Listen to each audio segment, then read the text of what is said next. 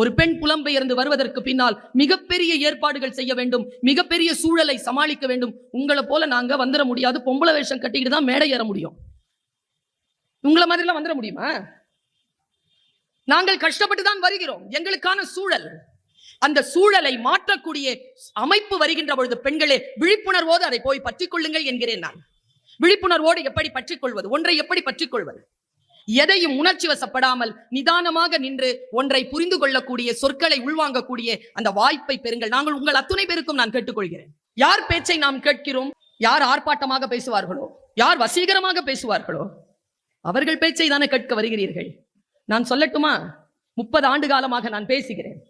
ஆர்ப்பாட்டமாகவும் அலங்காரமாகவும் பேசுகின்றவர்களுடைய பேச்சை விட அமைதியாகவும் ஆர்ப்பாட்டம் இல்லாமலும் பேசக்கூடிய சிந்தனையாளர்களுடைய பேச்சை கேட்கக்கூடியவர்கள் வாழ்க்கையில் மிகப்பெரிய வெற்றிகளை அடைகிறார்கள்.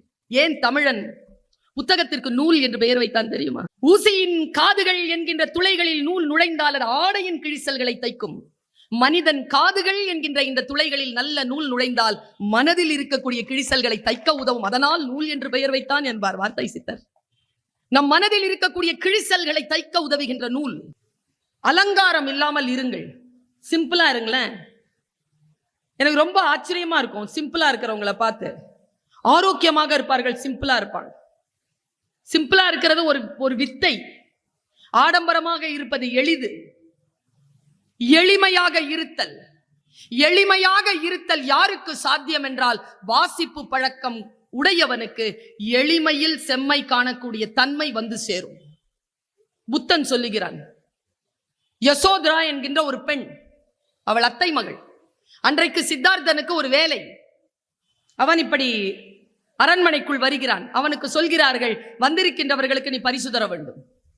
எல்லாருக்கும் பரிசு எடுத்து கொடுத்துட்டான். யசோதரா முன்னால வரா. யசோதரா முன்னால வந்தவுடன் அந்த நகைகளை பார்க்கறான். அந்த நகை ஒன்னும் யசோதராவுக்கு கொடுக்கிற அளவுக்கு சிறப்பா இல்லை. அவன் என்ன செய்யறதுன்னு தெரியல. தன் கழுத்தில் இருக்கக்கூடிய முத்து மாலையை எடுத்து யசோதராவிடம் கொடுத்தானாம். அப்பொழுது யசோதரா கேட்கிறாள், நான் எப்படி இதை வாங்குவது? உங்கள் கழுத்திலே அது அழகாக இருக்கின்ற பொழுது அதை கழற்றி என் கையிலே நான் எப்படி வாங்குவது என்றவுடன் புத்தன் சொன்ன ஒரு வார்த்தை, இந்த முத்து மாலை இல்லை என்றால் நான் இன்னும் நன்றாக காட்சியளிப்பேன். அவன் சொன்ன அர்த்தத்தை தேடி போங்க. ஏதோ ஒன்றுதான் நம் அழகை கூட்டுகிறது என்று கிடையாது. எந்த அழகு பூச்சும் இல்லாமல் மிக அழகாகவும் பேரழகாகவும் நம்மால் இருந்து விடக்கூடிய அந்த புத்தியும் உடலும் ஆரோக்கியமும் கொண்டிருக்கக்கூடிய அந்த சிந்தனையை நோக்கி வளர்தல். நம்ம எல்லாருமே குழந்தைகளுக்கு ஒரு கெட்ட வார்த்தை சொல்றோம், ரெண்டு திட்டு. இன்னிலேருந்து அதை சொல்லாதீங்க. இல்ல 4 சொல்லித்தரேன். 1, என்கிட்ட விளையாடாதரா, என்கிட்ட நடிக்காத. ஏன்னா இந்த 2 டிபார்ட்மெண்ட் தான் நிறைய சம்பாதிக்குது. இனிமேல் சொல்லாதீங்க, சரியா? அடுத்து இன்னொரு விஷயம் குழந்தைகிட்ட சொல்லவே கூடாது. என்னன்னா, நீ என்ன பார்த்துக்க வேணாம், என் பொண்டாட்டியை பார்த்துக்க வேணாம், நீ நல்லா படிச்சு உருப்பட்டு உன் குடும்பத்தை பார்த்துக்கிட்டா போதும். அவன் அதை உண்மையா செஞ்சிட்டு இருக்கான். இன்னைக்கு பாரா, கஷ்டப்பட்டு பெத்து வளர்த்து ஆளாக்கி படிப்பு சொல்லி கொடுத்து என் சொத்தெல்லாம் அழிச்சு உன்னை பெரிய மனுஷன் ஆக்கிட்டு இருக்கிற நீ தான் என்னையும் பொண்டாட்டியும் பார்த்துக்கணும். கடைசி வரைக்கும் குடும்பத்தில மிக முக்கியமான நபராக நீதான் இருந்து எங்களை வழி நடத்த வேண்டும் என்று சொல்லி சொல்லி இந்த குழந்தைகளை வளருங்கள். இல்லை என்றால் குடும்ப வேல்யூ இருக்காது. விட்டமின் எம் கொடுக்கறத நிறுத்துங்க, மணி. அதனால் விட்டமின் கே நிறைய இருக்குது, கொழுப்பு. விட்டமின் என் கொடுங்க, நோ. அதான் ஒன்ன கூப்பிட்டாங்களா? ஏற்கனவே ஒன்னும் கொடுக்கறது இல்லை. இதுங்க நோ சொல்லுங்க, நோ சொல்லி குழந்தைகளை வளருங்கள். மிக முக்கியமான விஷயம் சொல்லுகிறேன், இன்றைக்கு குழந்தைகள் நம்மை பார்த்துதான் வளர்கிறார்களே தவிர நம் பேச்சை கேட்டு வளர்வதே இல்லை என்பதனை புரிந்து கொள்ளுங்கள். இந்த நிதானம் வர வேண்டும் என்றால் குழந்தைக்கும் மனைவிக்கும் கணவனுக்கும் மத்தியில் ஒரு அற்புதமான கனெக்ஷன் இருக்கணுங்க. எங்கே கனெக்ஷன் இருக்கு? கான்டாக்ட்ல தான் இருக்கிறீங்க, கனெக்டடா நீங்க இல்ல. சஞ்சோக் என்பது வேறு, ஜக்ஜோக் என்பது வேறு. ரெண்டுத்தையும் கனெக்டடா இருக்கணும். கனெக்டடா இருக்கக்கூடிய குடும்பம் மிக முக்கியமான ஆளுமை கொண்ட குழந்தைகளை உருவாக்குகின்றன. வீட்டில் கெட்ட வார்த்தைகளை தவிர்த்து பிள்ளைகளை பாராட்டி அவர்களுடைய குற்றங்களை களைந்து அவர்களை மிகச் சரியான நிலையில் பார்த்து கொண்டிருக்கக்கூடியவர்கள், மனைவியை சரியாக பார்த்து கொண்டிருக்கக்கூடியவர்கள், வாழ்க்கையில் மிக உன்னதமான மக்களை உருவாக்குகிறார்கள். அதற்கெல்லாம் தான் புத்தகம். ஒரு மிக முக்கியமான ஒன்னு பைபிள் வாசகத்தை சொல்றேன், ஒரு குரான் வாசகத்தை சொல்றேன். ஆண்களுக்கான செய்தி இது. பிரம்பை எடுக்காதவன் மகனை பகைப்பான். பைபிள். பையனுக்கு புரியல, அப்பாவுக்கு புரிஞ்சா போதும். பிரம்பை எடுக்காதவன் மகனை பகைப்பான், கண்டிப்புடன் வளராத குழந்தை உருப்படாது. குரான். உங்கள் மனைவி உங்கள் விலா எலும்பிலிருந்து உருவப்பட்டவள். சரியா? கொஞ்சம் வளைவாத்தான் இருப்பா, நேராக்கிறதுக்கு முயற்சி பண்ணாதீங்க, உடஞ்சிருவா, குடும்பம் இல்லாமல் போகும். அவளை அப்படியே விட்டுடுங்க, அவள் இயல்பு அப்படித்தானே. அதிலிருந்துதான் நீங்கள் அவளை, அப்போதான் உங்க ஸ்ட்ரக்சரும் ஒழுங்கா இருக்கும். சமீபத்தில் திரைப்பட இயக்குனர் லிங்குசாமி அவர்கள் ஒரு மிகப்பெரிய ஒரு போட்டியை நிகழ்த்தினார்கள். 8000 பேர் கொண்ட அந்த கலந்துகிட்டாங்க. அந்த போட்டியில ஹைக்கூ கவிதைகளை சேர்த்தாங்க. 8 பேர் கொண்ட குழு 8000 இருந்து 350 தேர்ந்தெடுச்சு, 350 இருந்து 50, 50 இருந்து 3க்கு பரிசு 1 லட்சம் ரூபாய். வெளியீட்டு விழாக்கு நான் போயிருக்கேன். புக்கு போட்டிருக்காங்க. First prize, second prize, third prize வந்திருக்கு. ஃபர்ஸ்ட் பிரைஸுக்கு 1 லட்சம் ரூபாய். கவிதை கேட்கணுமா?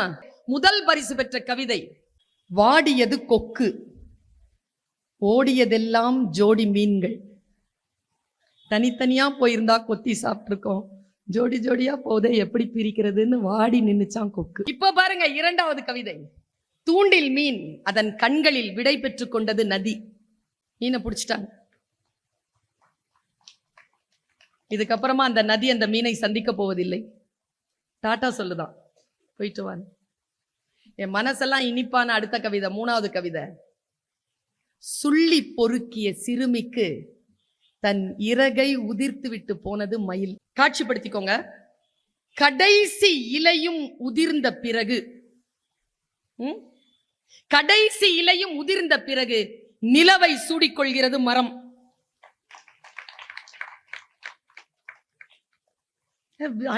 ஆடி போயிட்டங்க. பார்த்திருக்கீங்களா மொட்டை மரத்தை பௌர்ணமி நாள் அன்னைக்கு? நான் ஜட்ஜா உட்கார்ந்துருந்தா இதுக்கு தான் ஃபர்ஸ்ட் பிரைஸ் கொடுத்திருப்பேன். எது ஃபர்ஸ்ட் சொன்னாங்களே அது இல்ல, நான் ஒரு கவிதை சொல்றேன் பாருங்க, அதுக்கு தான் ஃபர்ஸ்ட் பிரைஸ் கொடுத்திருப்பேன். பனி படர்ந்த கண்ணாடி, கண்கள் வரைந்தேன், வழிந்தது கண்ணீர்.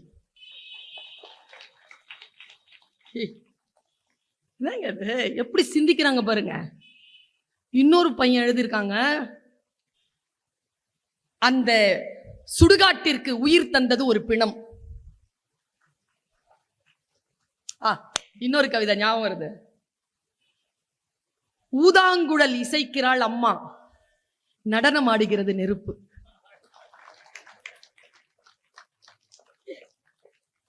என்ன ரசனைங்க. இன்னொரு கவிதை என்ன ரொம்ப தெரியல, இங்க குழந்தைகள் பெண்கள் எல்லாம் இருக்கிறீர்கள், கவனம். பெருங்கடலை, பெருங்கடலை அசைத்து கொண்டிருக்கிறது மீன் குஞ்சின் சின்ன துடுப்பு. பெரிய கடல் தான், எனக்கு என்ன, நான் மீன் குஞ்சுதான், என் சின்ன துடுப்பாலும் அந்த பெரிய கடலை என்னால் அசைக்க முடியும். இதை விட மிகப்பெரிய ஒரு தன்னம்பிக்கையான கவிதை. 1000 முறை புரட்டுகின்ற பொழுதும் சலிப்பதே இல்லை காற்றுக்கு. புத்தகம் தலைப்பு. 1000 முறை புரட்டுது அந்த புத்தகம், காற்றுக்கு சலிப்பதே இல்லை. வார்த்தைகளை எப்படி நாம் உள்வாங்குவது, எப்படி இந்த கவிதை புத்தகங்களை, இந்த கட்டுரைகளை தேடி போவது. ஒரு சிறிய பொன்மொழி. மாணவர்கள்லாம் இருக்கிறீங்கல்ல, நான் இந்த ஸ்டேட்மெண்ட்டை கொடுக்கிறேன், உங்களுக்கு புரியுதான்னு பாருங்க. குறுக்கு வழிகள் நீளமானவை, படிச்சு தொலைச்சிடலாம், அதுக்கு பதிலா படிக்கிறது ஈஸி. அந்த சனியனை இவ்வளோ பெருசா எழுதி அதை எங்க வச்சிருக்கிறதுன்னு தெரியாம வச்சு அதை யாரும் பார்க்காத அளவுக்கு எடுத்து பார்த்து அதை எழுதுறதுக்குள்ள இந்த புத்தியால அதை படிச்சிடலாம். ஒரு விஷயம் வருகின்ற பொழுது நமக்கு பதட்டம் வரும். அந்த பதட்டத்தை எப்படி கண்ட்ரோல் பண்றது, எப்படி மேனேஜ் பண்றது. இப்ப பாருங்க, குதிரையில ஏறிட்டீங்க. பதட்டம் என்பது குதிரை. நம்ம சாட்டிடாம அந்த குதிரையை நம்ம புடிச்சிட்டு ஓட்டணும். ஏதாவது ஒரு டென்ஷனா ஒரு வேலைன்னு வச்சுக்கோங்க. 8 மணிக்கு தாலி கட்டணும், கல்யாண வீடு, நீங்க அம்மாவாவோ அப்பாவாவோ இருக்கிறீங்க, பதட்டமா தான் இருக்கும். எப்படி மேனேஜ் பண்றது? அந்த டைம்ல ஒரு விஷயத்தை காணோம்பாங்க. முக்கியமான அரசு விழா, முக்கியமான விஷயம் அந்த டைம்ல இருக்காது. மேனேஜரை தான் தூக்கி அடிப்பாங்க, அதிகாரிகளை தான் போட்டு கசக்கி புழிஞ்சி டிரான்ஸ்பர் பண்ணி விட்டுருவாங்க. அந்த பதட்டம் வேண்டும் என்கிறார். ஆனால் அந்த பதட்டத்தை எப்படி மேனேஜ் பண்றதுன்னு சொல்லி தராருங்க இலக்கியத்தில் மேலாண்மைங்கிற புக்ல.